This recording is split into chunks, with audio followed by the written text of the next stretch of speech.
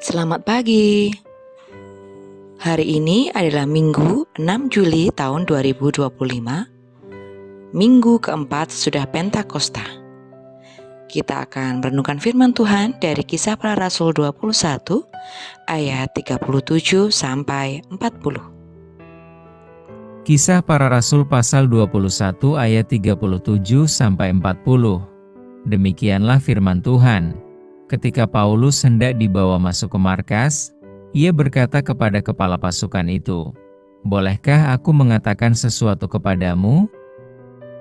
Jawabnya, "Tahukah engkau bahasa Yunani? Jadi engkau bukan orang Mesir itu, yang baru-baru ini menimbulkan pemberontakan dan melarikan 4.000 orang pengacau bersenjata ke padang gurun?" Paulus menjawab, "Aku adalah orang Yahudi, dari Tarsus, warga dari kota yang terkenal di Kilikia.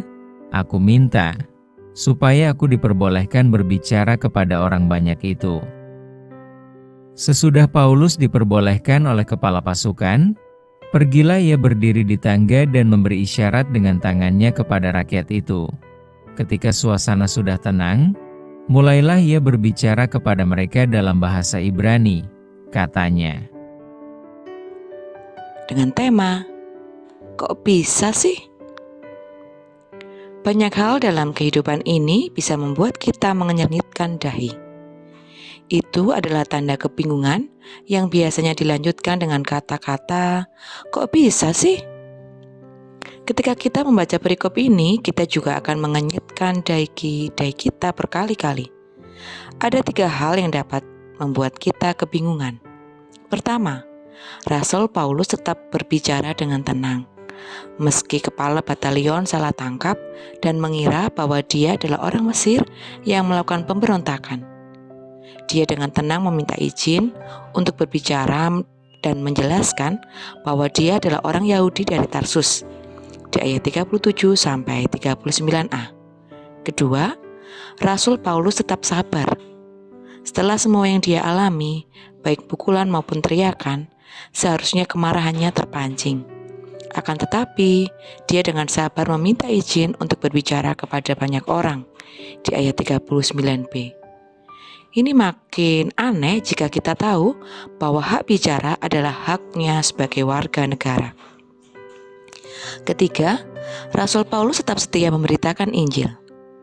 Karena kesetiaannya kepada Allah, ia harus mengalami penganiayaan.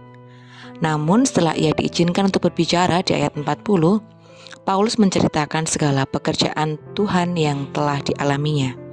Lihat di Kisah Para Rasul pasal 22.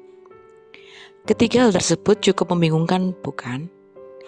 Kita bertanya-tanya, bagaimana Paulus bisa begitu tenang, sabar, dan setia? Dia dihasut sebagai pelaku kejahatan dan banyak orang mempercayai hoaks tersebut. Dia tidak hanya mengalami penderitaan secara fisik, tetapi juga secara emosional dan sosial. Sebetulnya, kita tidak perlu bingung. Pasalnya, dari awal Paulus memang sudah menyiapkan hatinya untuk menghadapi semua itu, bahkan kematian demi Injil Kristus. Kita juga mungkin akan mengalami banyak kejadian yang tidak mengenakan, karena kesetiaan kita dalam melayani Tuhan. Oleh karena itu, kita juga perlu menyiapkan hati kita. Berserahlah kepada pemimpinan Roh Kudus, berpeganglah pada kebenaran, dan berbicaralah dengan rekan sepelayanan kita, agar apapun yang terjadi nanti, kita selalu siap untuk menghadapinya dengan tenang, sabar, dan setia. Mari bersama kita berdoa. Selamat pagi Tuhan, terima kasih di minggu pagi yang cerah ini Engkau telah membangunkan kami. Terima kasih untuk firman-Mu yang boleh menguatkan kami.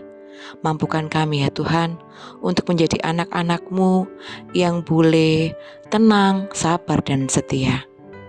Mampukan kami terus berserah penuh kepada pimpinan Roh Kudus, berpegang pada kebenaran, dan berbicara kepada teman sepelayanan kami.